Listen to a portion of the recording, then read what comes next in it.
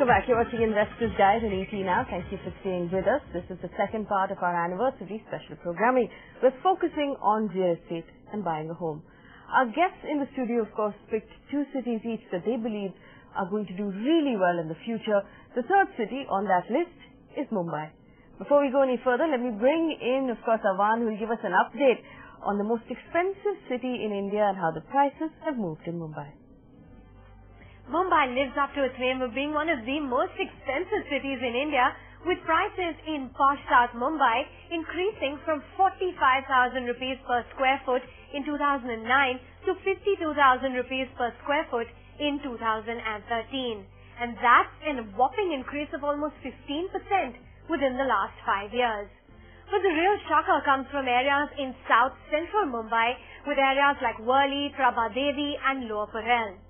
Prices there have seen an increase of a whopping 42% in the last 5 years, from 26,000 rupees per square foot to 37,000 rupees per square foot, mainly because of this area's new status as a financial district for the city. The prime western suburbs like Bandra, Khar and Juhu are not behind by much. In fact, these areas have seen an increase in prices of 12.5% in the last 5 years, to an average of 27,000 rupees per square foot this year. The western suburbs in Andheri, Ville Parle as well, have seen prices increase of homes by 21% in the last 5 years, as an increasing number of Mumbaikars have moved to these areas because they are more affordable. Prices here have increased from 11,500 rupees per square foot to 14,000 rupees per square foot in the last 5 years. All right, Avan, thank you for that information. Well, obviously, Mumbai is going to figure in a list when we're talking about real estate properties, one of the most expensive cities in India to live in. Can you tell us which neighborhoods you expect to see the most growth in? We are most bullish on the western suburbs and Navi Mumbai. Western suburbs because a lot of talent is based there, and that's where companies will keep growing, and when companies keep going, obviously there'll be demand for residential. Navi Mumbai because that's the only part of the city which can actually compete with a Pune or a Chennai or a Hyderabad or a Bangalore, because it's still reasonably cost effective to be in Navi Mumbai. What about you in terms of Mumbai and the neighborhoods that we're looking at? I'm a little concerned about how much development we're seeing or how much supply we're seeing come up in the western neighborhoods. There isn't too much right now. So what neighborhoods are you most bullish on? From a future perspective, I would probably back my bet on the eastern suburbs, particularly locations like Wadala or Chembur. As I always say to all my clients, I feel the Chembur location in the next 3 to 5 years is the next Bandra of Mumbai. So I see that kind of potential over there, just to emphasize on Chembur. And thereafter, of course, Chembur is well connected because of the Santa Cruz Chembur link road, which will connect it from the western and eastern belt. In addition, the Eastern Freeway, which we spoke about, and let's not forget the metro, or the monorail as we call it. It's just hitting Chembur right there at the station. Chembur is also the throughway for the international airport. When you're going to move from Sion right up to, let's say, Panvel, you have to cross Chembur. So Chembur, in my view, is a good hot location. In addition to that, Navi Mumbai, like Ramesh pointed out, there are pockets where I feel in the next year or two there has already started a correction and may see another 5 to 10% drop. What pockets are these? Well, these are over-speculative pockets, and thanks to the international airport, which has not yet come by. Land acquisition again at the Panvel airport is yet to, in certain pockets, commence. So in that sense, I think the international airport, which is so hyped, is still 5 to 7 years away, and that too, if the government is successful in acquiring the land. So in my view, Ulve, which has now already started tapering off, or even for that matter, Panvel, which is very hyped, has already started plateauing. We have another question from Ranvijay Yadav, who tells us he's seen a lot of ads for weekend homes around Mumbai in places like Igatpuri or in places like Karjat. Now, he particularly saw a plot of land in Mangaon near the MIDC area, and he says the rate varies from 2 lakh rupees to 3.5 lakh rupees for 1,000 square feet of a plot. He wants to know, should he be investing in this plot of land now? Anyone investing in the plot, not just in Navi Mumbai but across the country, I think they need to look at 4-5 different points.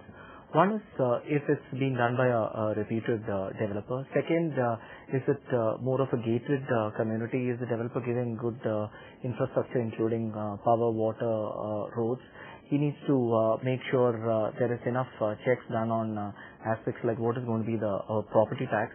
And most importantly, he needs to make sure that it's not an agricultural land which he's buying into, which later on could, where development may not be possible. Alright, so there's a checklist there on your screen that you can use if you're buying a plot of land anywhere in the country. That should come in handy. Let's move on now to our last of the four cities that are going to do well in the future, and our last pick is Hyderabad. In Hyderabad, in the posh area of Banjara Hills, there saw a rise in prices from 4,200 rupees per square foot in 2009 to 4,800 rupees per square foot in 2013.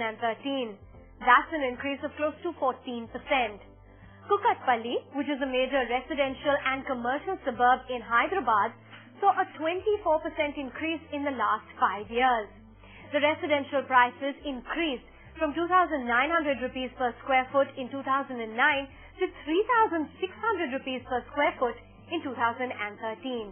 In areas like Begumpet, the prices in fact did see an increase from 3,100 rupees per square foot in 2009 to 3,700 rupees per square foot in 2013, thanks to the metro rail project. Madhpur and Gachibowli saw the biggest increase in their prices of close to 26% due to an expressway and railway line being planned within that area. The prices increased from 3,100 rupees per square foot in 2009 to 3,900 rupees per square foot in 2013. But the interesting thing about Hyderabad is that we saw it really gallop between 2004 and 2007, and then it sort of post-2008 had a little bit of trouble, especially in the areas like Banjara Hills and Jubilee Hills where we saw the most movement. I want each of you again to tell us what areas within Hyderabad you expect to see the most movement in. You're right, Faye. So we saw that run up, and then we saw the downfall post the 2008, Lehman Brothers crisis globally, and therefore that impacted. But we've seen cities bounce back after that, and Hyderabad didn't, for obvious and known political situations there with respect to Telangana issues. Having said that, given the other cities have already bounced back, Hyderabad rates were found just about a year or year and a half ago very, very attractive, and they were quite low. Banjara Hills or Jubilee Hills were available as low as 6,000 rupees a square feet. Having said that, I think this contra play, what we call dark horse situation here with Hyderabad, has played out in its favor. As we talk in today's time and age, we've already seen 10 to 12, 15% appreciation. What about you? What are your favorite areas in Hyderabad right now? I think it's great value for money, Hyderabad today. In terms of locations, it's 2-3 stretches. Obviously Jubilee and Banjara, because it's premium, you get great quality, good luxury at reasonably good prices. And if you want to save some money, then the stretch between Madhapur and Gachibowli. Alright, take a call from a long-term perspective. Now, for those of you who've been looking to buy a home, of course, the news that the RBI did not bring down rates this week must have been a bit of a disappointment, but there is some reason to cheer. We have noticed the fact that developers are now offering a new scheme where you don't pay your EMIs until possession. Here's a quick report and a closer look at the 80-20 scheme to find out what the fine print is and if you actually should be taking them up on this offer.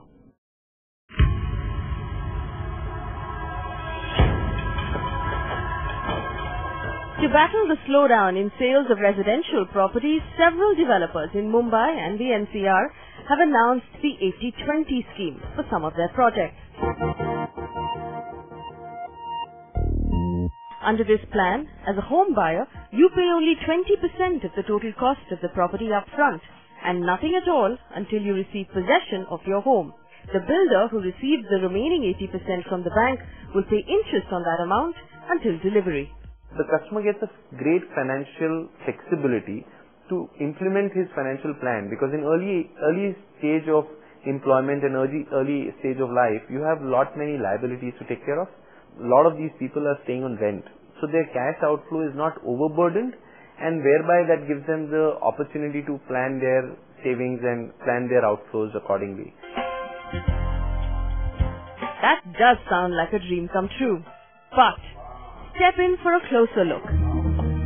Several builders factor in the added cost of the interest that they will have to pay and work that into the price of the apartment. Now you can verify this by comparing the prices per square foot to other buildings in the same neighborhood. Also, developers have tied up with certain banks who are also using the scheme to boost loan sales, so you cannot take the loan from any bank of your choice.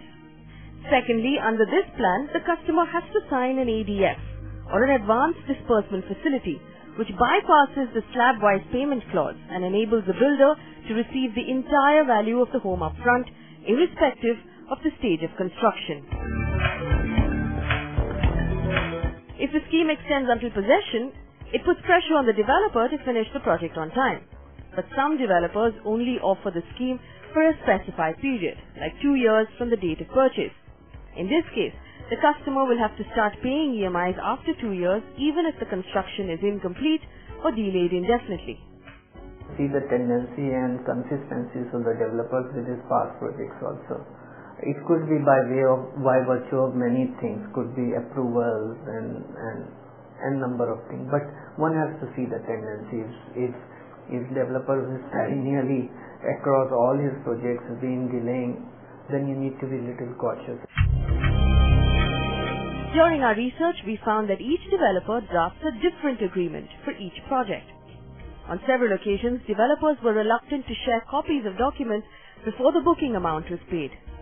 Now, one must keep in mind, if the developer defaults on those pre-EMI payments, the legal liability to pay the loan falls on the customer. Considering the lack of standardization in the industry and the high rate of project delays, you would be best advised to have a lawyer look through each document carefully before you sign on the dotted line. Alright, we're going to take a very quick break. On the other side, we'll answer more questions. We'll also ask our guests which Tier 3 city they're most bullish on for the next 4 years. Don't go anywhere.